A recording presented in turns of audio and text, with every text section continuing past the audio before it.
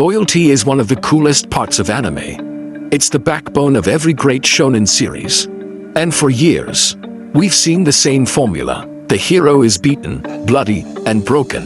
But then they think of their friends. They remember a promise, a smile, or a shared meal, and suddenly, boom, a new transformation, a massive mana refill, a sudden surge of willpower that defies the laws of physics. In series like Fairy Tail or The Seven Deadly Sins, loyalty isn't a character trait, it's a power-up. It's a plot device used to win a fight that the protagonist logically should have lost.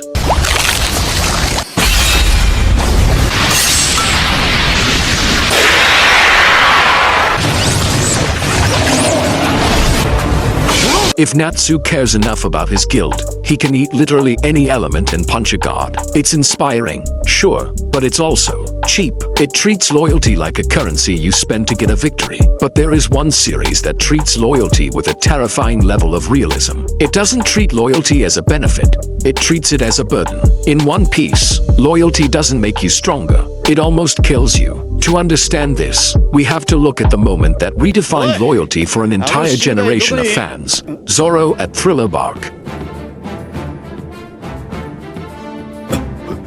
なんだこの血の量は！おい、おめえ生きてんのか？あいつはどこだ？ここで何があった？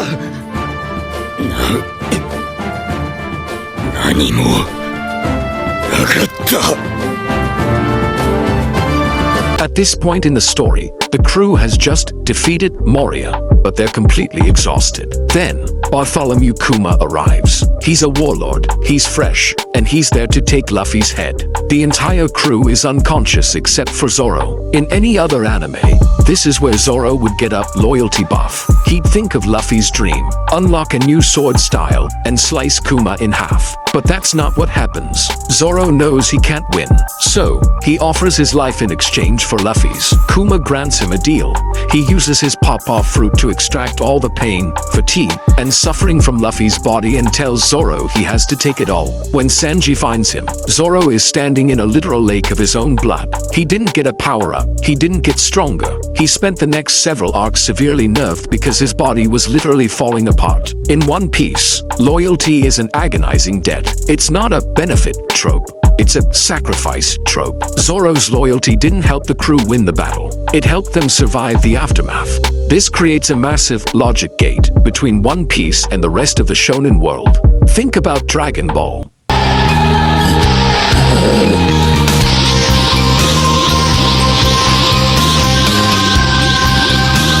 When Krillin dies on Namek, Goku is devastated. But that grief is immediately converted into the Super Saiyan transformation. Goku's love for his friend is rewarded with the ultimate power. The narrative gives him a prize for his pain.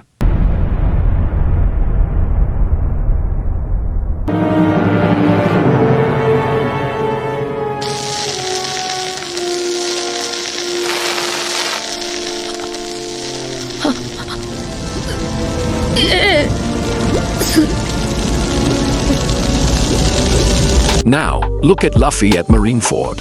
He watches his brother, Ace, die right in front of him. In a standard shonen, this is the rage-formed moment. Luffy should have turned into a sun god right then and there and flattened Akainu. But Oda doesn't give Luffy a reward. He gives him a breakdown. Luffy doesn't get stronger, he loses his mind. He wakes up on Amazon Lily wanting to quit. He realizes he is weak.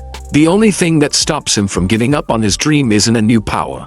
It's Jinbe reminding him that he still has his crew.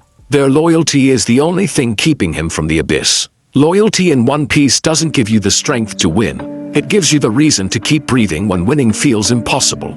So, why does this hit so much harder than a power of friendship speech in Fairy Tail? Because we know that in the real world, loving someone doesn't suddenly make you able to bench press a car. In the real world, loyalty is exhausting. It's showing up when you're tired. It's taking the hit so someone else doesn't have to. It's a burden you choose to carry. Most anime use loyalty to win. They use it as a shortcut to the finish line. One Piece understands that loyalty is what happens after the fight is over. It's the blood transfusion when the cameras stop rolling. It's the nothing happened when the hero is asleep. Other series use loyalty to win battles. One Piece uses loyalty to survive them. And that is why, 20 years later, we're still talking about it.